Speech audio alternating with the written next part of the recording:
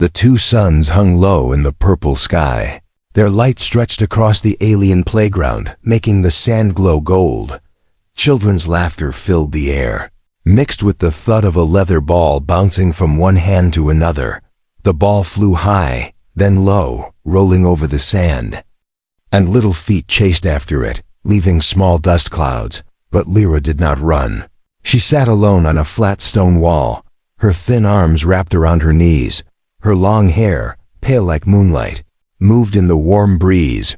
Her large dark eyes followed the game with quiet longing. Every time the ball came near her, the children turned it away quickly, not even looking at her. Her right leg was gone. Below the knee there was only empty space, wrapped in an old cloth. She had lost it years ago during the red storm, when the winds tore through her home and threw her against a wall. Since then, she had learned to move with a wooden crutch, slow and careful. But in her town, weakness was shame. The others whispered behind her back, calling her half and broken.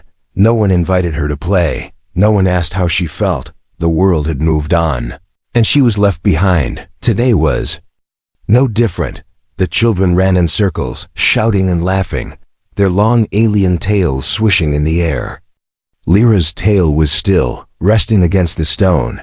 She pretended she didn't care, but deep inside, she remembered the days before the storm, when she could run faster than all of them, when she would dive for the ball and land laughing in the dust when her legs carried her anywhere she wanted to go. Now she was a watcher, not a player. The sun sank lower and the air grew cooler, somewhere far beyond the hills. Metal shapes stood in the sand, the human camp. The humans had arrived weeks ago, setting up their strange machines and shelters.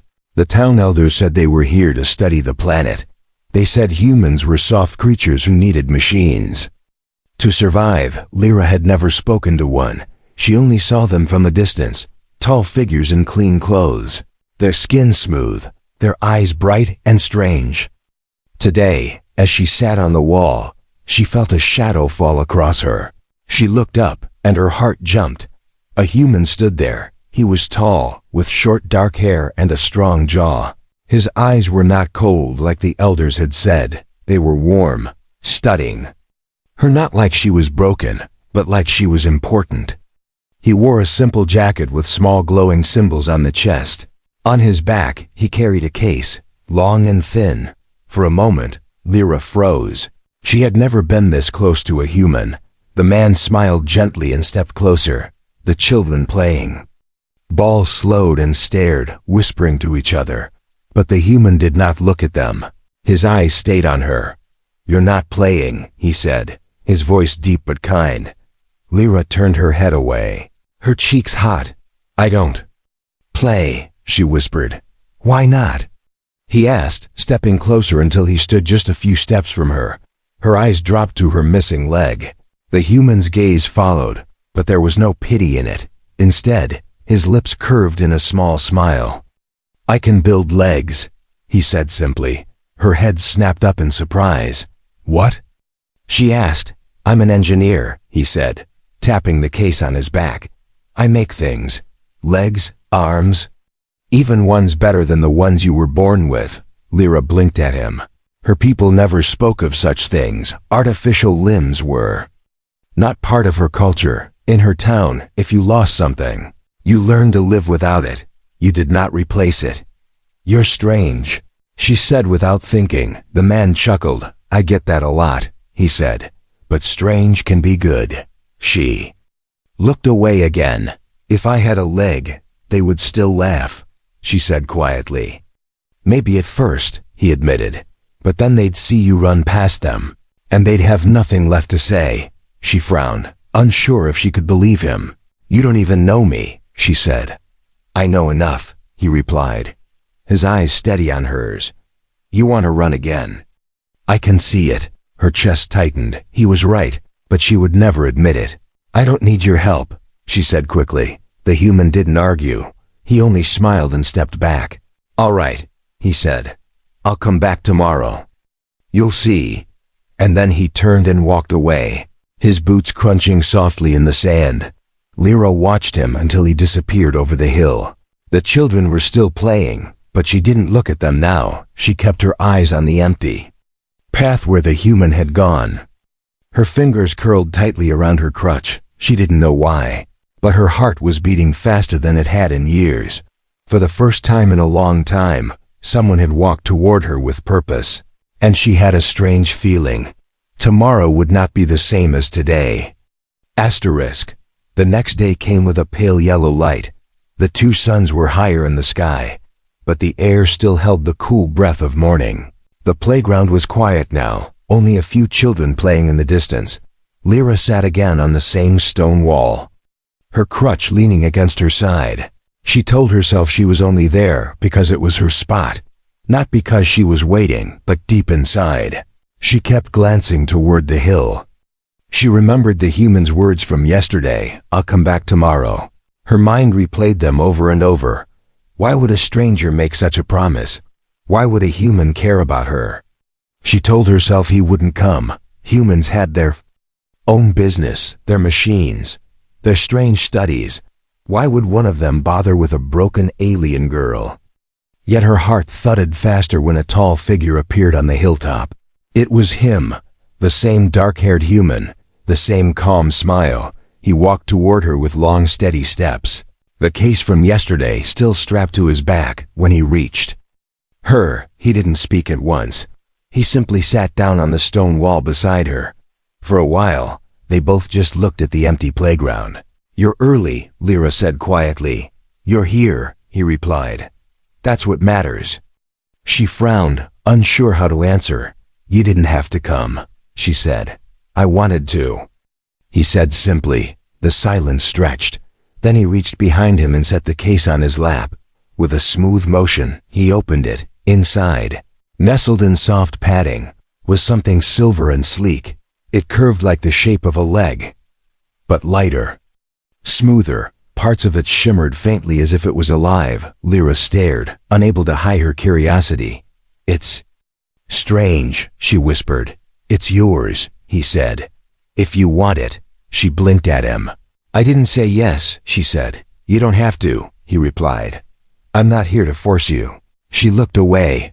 "My people don't use things like that," she said. "They think it's shameful." The human tilted his head. "What do you think?" Lyra hesitated. "I think." She swallowed. "I think it would feel like lying. Like pretending to be something I'm not." The human leaned back, looking at the sky. "When I was younger," he said slowly, "I lost my arm in an accident. A machine crushed it." Lyra's eyes widened. "You?" He nodded. "My people gave me a new one, made of metal and wires. At first, I thought it wasn't really me anymore." He flexed his fingers, and for the first time, Lyra noticed his right hand was made of smooth, dark metal, the fingers moving with perfect grace. "But then," he continued, "I realized this arm is me. It's just a better version of me." She looked at his metal hand for a long time. It didn't look weak. It didn't look shameful. It looked powerful. "I know it's not easy," he said softly. "The others may laugh at first, but you're faster than them, stronger than them. They'll see it soon enough." Lyra's chest tightened. "You talk like you know me," she said. "I know what it's like to be left behind," he answered. Her throat felt tight. No one in her town had ever said such words to her. They all avoided the topic, but this human spoke as if it was normal, as if it was fine to feel the way she felt. He closed the case slowly and stood up. "I'll be in the workshop at the camp," he said. "If you change your mind, come find me." She looked up at him. "You think I will?" He smiled. "I know you will," without another word. He turned and walked back toward the hill. His figure grew smaller and smaller until he disappeared over the ridge. Lyra stayed on the stone wall, her heart restless. Her eyes kept drifting to where he had gone. Her mind kept replaying the image of the silver leg and the memory of his metal hand. Later, as the suns began to set, she found herself walking near the edge of the hills. Her crutch sank into the sand with every step.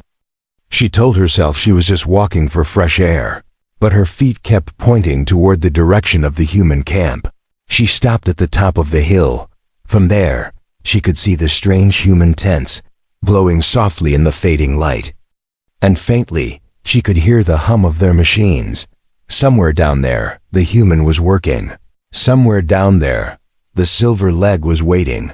Lyra stood there for a long time, the cool wind brushing her face. She didn't know if she would go tomorrow, but she knew one thing. She couldn't stop thinking about it. The morning came bright and clear. Thin clouds drifted across the sky, and the two suns warmed the sand.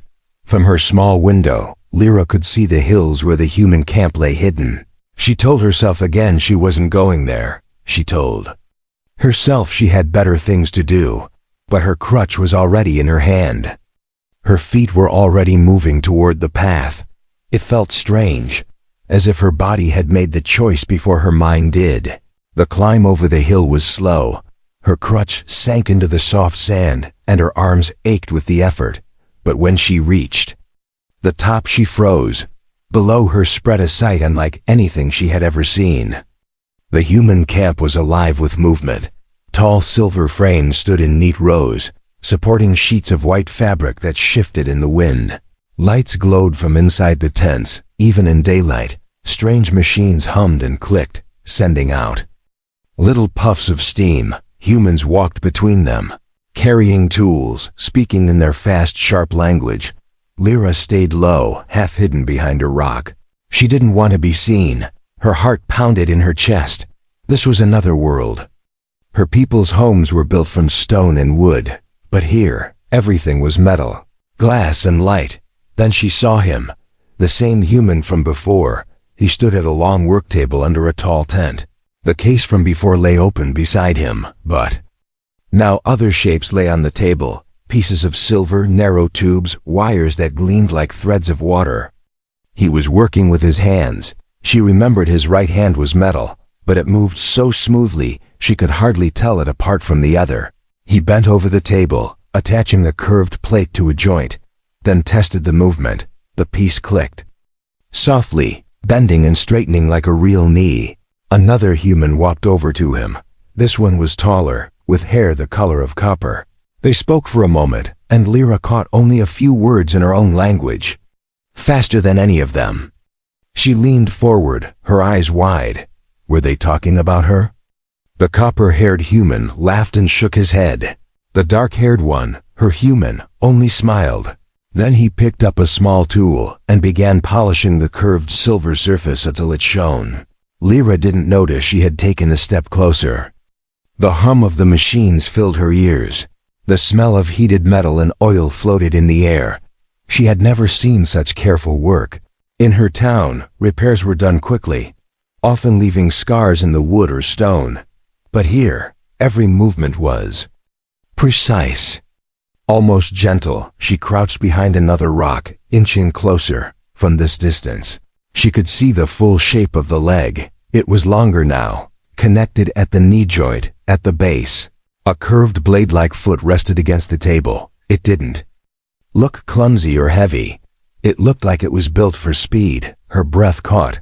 Was this really for her? Could she really wear something like that? A sudden voice behind her made her jump. "Who are you?" She turned sharply and saw a young human boy, no older than she was, standing a few steps away. He wore a light vest and carried a small box of parts. His eyes were curious, not unkind. She hesitated, just looking. The boy tilted his head, then smiled. "You're the one he's building it for, aren't you?" Lyra's cheeks grew warm. "I didn't say yes," she muttered. The boy shrugged. "Doesn't matter. He's making it anyway." Before she could answer, a voice called from inside the tent. "Eli, bring me the connectors." The boy grinned at her and hurried toward the work table. She watched as he set the box down, and her human began sorting through it. She could see him now more clearly, the way his eyes narrowed in focus, the way his lips curved slightly when a part fit perfectly. For a moment, she forgot to hide. She took another step forward. The dark-haired human glanced up. Their eyes met. He didn't look surprised, Instead, he set down the tool in his hand and stepped out from under the tent. "You came," he said. Lyra's grip tightened on her crutch. "I was passing by," she lied. He smiled, but didn't call out her lie. "Come," he said. "Let me show you something." Her heart raced as she followed him into the tent. The machines hummed louder here, the air warmer on the table. The silver leg gleamed under the lights. Up close, it was even more beautiful. It looked both strong and alive, as if it could leap away on its own. He touched the knee joint gently. "This is for you," he said. She swallowed hard. "It doesn't look like my leg," she whispered. "It's not meant to," he said. "It's meant to be better." She stared at it, torn between fear and wonder. The voices of her people echoed in her mind. Weakness is shame. Do not replace what is lost. But louder than that was a different voice. One she hadn't heard in years. The voice inside her that wanted to run. The workshop felt warmer now, not from the suns outside, but from the heat of the machines and the glow of the work lights. Lyra stood stiffly beside the table, her crutch under one arm, her eyes locked on the silver leg. It almost felt like the thing was watching her back. The human stood close, but not too close, giving her space. "Do you want to try it?" he asked, his voice calm. Lyra's mouth felt dry. "I don't know," she said. He nodded slowly. "You don't have to decide for forever," he said. "Just for today." She looked down at her wrapped stump, her hands tightened on the crutch. Every part of her wanted to run away, but another part, a quieter, stronger part, wanted to see what it would feel like. "What if it doesn't work?" she whispered. "Then we fix it," he said. "That's what humans do." She took a deep breath. "All right," she said softly. The human's eyes warmed. "Sit here," he said, pulling out a low metal chair with a padded seat. She sat slowly, her crutch leaning against the table. He crouched in front of her, opening a small case of soft straps and padded joints. "I'll be careful," he said, his tone gentle. He unwrapped the cloth from her stump, revealing the smooth scar where her leg had once been. He didn't flinch, didn't look away. He measured the length carefully, then lifted the silver leg from the table. It was lighter than she expected. The metal was smooth and warm from the workshop lights. He placed the padded socket against her stump, tightening the straps one by one. Each click was soft but final. When he was done, the leg felt secure, as if it was part of her. "All right," he said. "Stand when you're ready." She hesitated, her heart pounding. Her hands gripped the edge of the chair. She pushed herself up, the new leg touching the ground for the first time. The weight felt strange, not heavy, but alive. She stood still for a moment, afraid to move. The human stepped beside her, one hand ready near her shoulder, but not touching her unless she asked. "Take a step," he said quietly. She swallowed, lifted her good leg, and shifted her weight forward. The new leg followed, the foot landing with a soft tap on the workshop floor. She froze. She had done it. A step. Her lips parted in surprise. "It moved," she whispered. "It's supposed to," he said with a smile. She took another step, then another. The first few were slow, careful. Her body didn't fully trust it yet. But with each step, her balance grew steadier. Then she forgot to focus, and her foot caught on the edge of a mat. She stumbled, her arms flailing. The alien children outside, who had been peeking through the tent opening, laughed. Her cheeks burned. She turned toward the human, expecting him to look disappointed. But he only smiled. "Fall again," he said. "What?" she asked. "Fall again. Then stand again." "That's how humans learn," she frowned. But something in his tone made her want to prove she could. She took a bigger step, pretending to lose her balance, and this time she caught herself before hitting the ground. Her chest rose and fell quickly, but she was still standing. The human's smile widened. "There you go," he said. For the next hour, they practiced, step by step, turn by turn, sometimes with the crutch, sometimes without. The leg responded smoothly, bending when she wanted it to, holding when she needed to stop. It wasn't just replacing her old leg. It was helping her move in ways she had forgotten she could. At one point, she caught her reflection in a polished metal plate. For the first time since the storm, she saw herself standing tall. Not as the girl who sat on the stone wall, not as the one they called half and broken, but as someone whole. When they finally stopped, she was breathless. Her muscles ached, but it was the good kind of ache, the kind that came from movement. The human crouched to check the straps. "No pain?" he asked. "Only here," she said, tapping her chest with a small smile. He chuckled. "That's a good place for it." She reached for her crutch out of habit, but then stopped. She didn't need it to walk to the table. She didn't need it to take a step toward the open tent flap. Outside, the alien children stared at her in silence, their eyes wide. Lyra took one slow step toward them, and for the first time in years she wasn't looking down, she was looking forward. The suns were high, their light pouring across the human camp. The warm wind carried the smell of sand and metal. Inside the open training field, the ground was packed flat, perfect for testing movement. Lyra stood at one end, her new leg gleaming. Under the light, her heart thudded in her chest, not from fear, at least. Not only fear, but from something sharper, more alive. The human stood a few steps away, holding a small square device in his hand.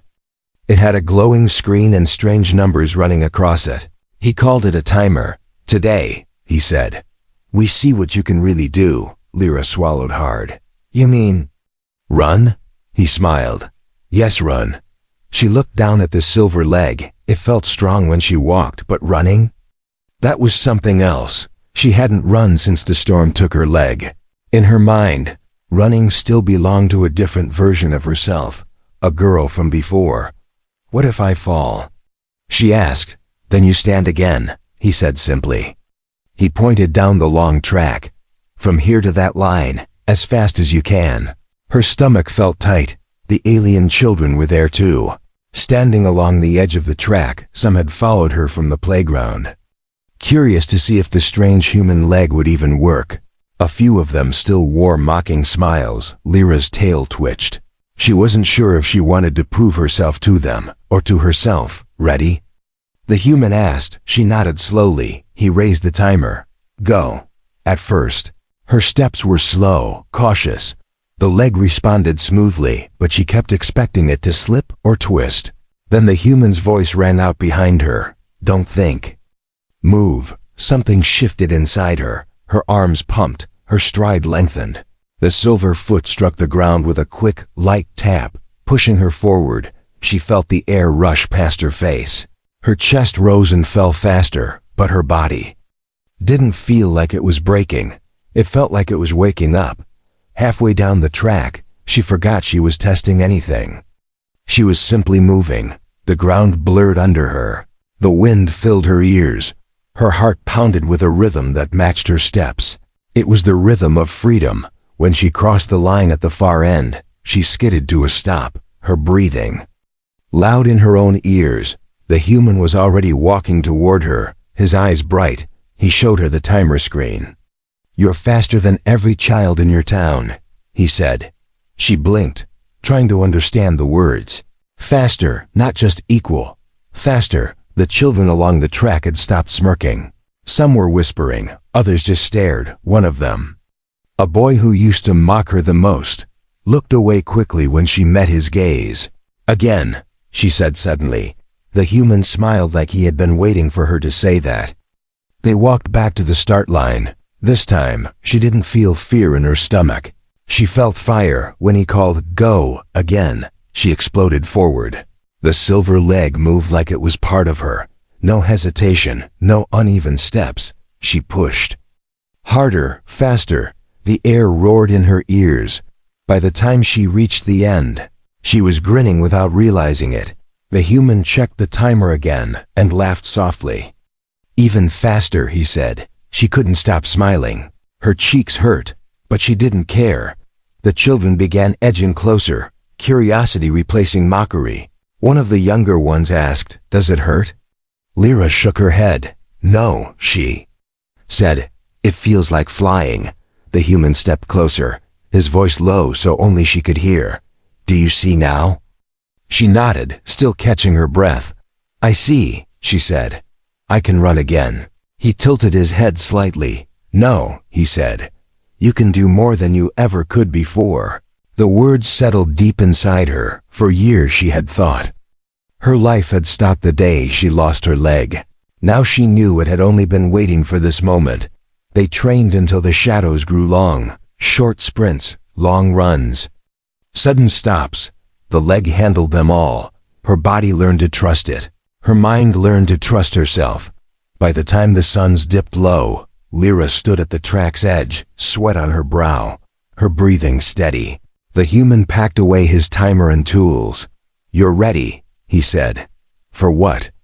She asked. He glanced toward the distant playground, where the ball game was still going on. For the real test, he said. Her gaze followed his. The same children who had never passed her the ball. The same game she had only watched for years. Her fingers curled at her side. For the first time, the thought didn't scare her. It called to her. The suns were lowering, painting the playground in shades of gold and orange.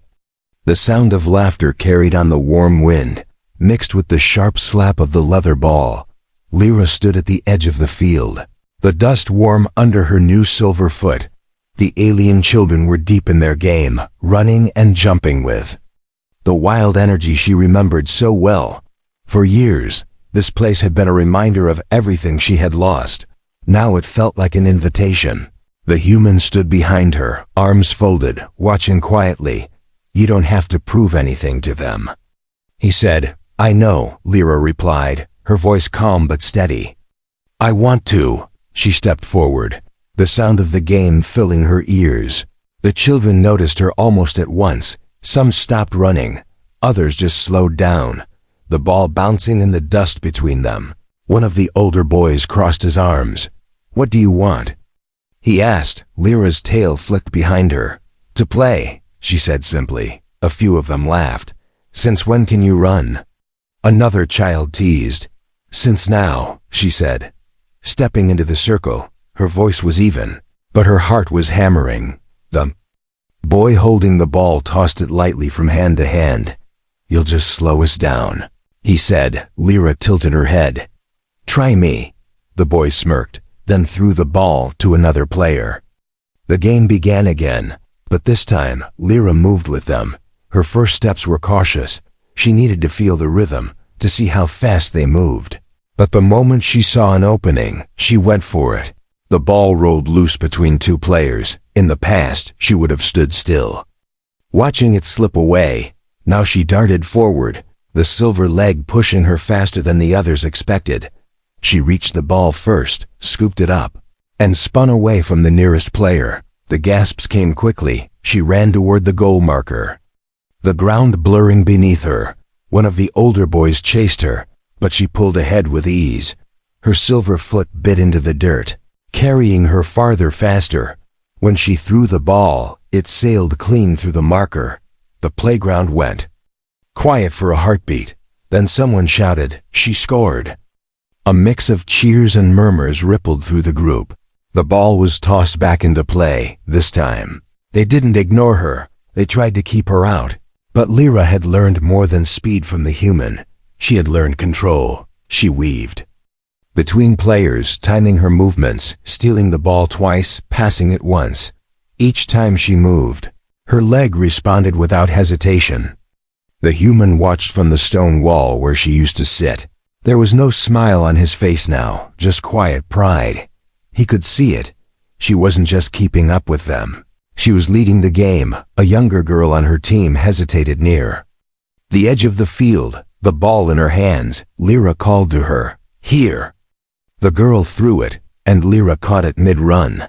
She cut around two defenders and scored again by now. Even the children who once mocked her were shouting her name. The boy who had told her she would slow them down now stood in front of her, ready to block. When she tried to pass him, he reached for the ball. She feinted left, then burst right, leaving him stumbling in the dust. The crowd of children erupted in laughter, not cruel this time, but full of excitement. for the rest of the game. She moved without fear. The silver leg felt like an extension of her will. Every step was power. Every jump was light. She wasn't thinking about proving herself anymore. She was just playing. When the final point was scored, both teams were out of breath. Dust clung to their clothes. Sweat glistened on their skin. One of the smaller boys came up to her, eyes wide. "You were amazing," he said. Lyra smiled. "I was just playing," she replied. The boy who had doubted her earlier walked over, rubbing the back of his neck. "I didn't think you could do it," he admitted. She shrugged lightly. "Sometimes you have to see it to believe it." From the edge of the field, the human gave her a small nod. She nodded back. No words were needed. They both knew what this moment meant. As the suns dipped lower and the first stars began to appear, the children lingered. Talking and laughing, Lyra stood among them, no longer on the outside. The silver leg caught the last light of the day, gleaming like a promise. The night had fallen over the town. The twin moons hung above, silver light washing over the rooftops and the quiet streets. From her window, Lyra could still hear faint echoes of the laughter from the playground. Her chest felt warm, not from the running, but from the way the other children had looked at her, not with pity, not with mockery, but with respect. The silver leg rested beside her bed now, its surface still carrying a trace of dust from the game. She ran her fingers over the smooth metal, feeling the strength in it. It wasn't just a tool. It was a part of her story now. A soft knock came at the door. When she opened it, the human stood there, his jacket dusted from travel. "You played well," he said.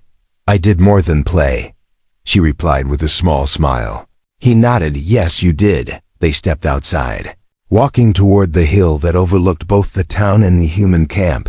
The wind was cool, carrying the scent of the night flowers that opened under moonlight. For a while they didn't speak. Then Lyra asked, "Why did you help me? Out of everyone you could have helped, why me?" He glanced at her, his expression thoughtful. "Because you reminded me of someone," he said. "Someone you knew?" "Yes," he said quietly. "A girl back on my world. She lost her leg in an accident. Everyone said her life was over. But she refused to believe it. I helped her run again too. And when I saw you, I saw that same fire in your eyes, even if you didn't see it yourself." Lyra looked away, the words settling deep in her chest. She thought of all the years she had sat on that stone wall, waiting for something to change. Now she realized, sometimes change doesn't come until you take the first step. At the top of the hill, they stopped. Below them, the human camp buzzed quietly with machines and voices. On the other side, the town slept under the moons. The human took a deep breath. "My team is leaving in a few weeks," he said. "We have other planets to visit, other people to help." Lyra's chest tightened. "You're leaving?" "Yes," he said. "But you don't need me anymore." She looked down at her leg, the moonlight reflecting off the metal. "You're wrong," she said softly. "I'll always need what you gave me." He shook his head gently. "I gave you a leg, Lyra. You gave yourself everything else." They stood there for a moment, the silence between them comfortable. Then she asked, "When you go, will you still help others like me?" He smiled. "Always. That's what humans do. We don't like leaving anyone behind." His words stayed in her mind long after they walked back. The next morning, she returned to the playground, not to sit on the wall, but to teach. A younger boy with an injured arm was there, watching the game from a distance. She walked up to him, smiling. "Want to learn how to play?" she asked. His eyes lit up. "But I can't," he said. She knelt beside him. "That's what I used to think too." Over the next days, she spent more time at the human camp, learning how to adjust the straps, how to keep the parts clean. The human showed her how the joints worked, how the energy stored in the springs could make a person faster. He let her help fit a new leg for an elder in the town.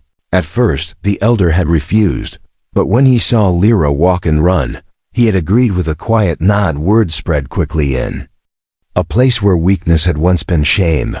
People began to see that weakness could be turned into strength. Children who had been injured in accidents or storms started visiting Lyra. Some wanted to walk again, others wanted to run. And she taught them all, just as the human had taught her. The day the humans prepared to leave, the whole town came to see them off. Lyra stood near the front, her silver leg catching the morning light. When the human came to her, she handed him a small carved stone. "It's from the hill," she said. "So you remember where you helped someone run again." He closed his fingers around it. "I'll remember," he said. The ship lifted into the sky, engines glowing blue. The children waved until it disappeared into the stars. Lyra stood watching long after the others had left. She knew she might never see him again, but his gift would stay, not just the leg, but the lesson that night as she walked through the quiet streets. She heard the sound of a ball bouncing. The children were still playing under the moons. One of them called to her, "Lyra, join us." She smiled, stepping into the circle without hesitation. The ball came to her, and she ran with it. Her steps light and sure, she scored. And the playground erupted in cheers. For the first time she realized something. She was no longer just the girl who had been given a second chance. She was the one giving them to others, somewhere far away, in the cold dark of space.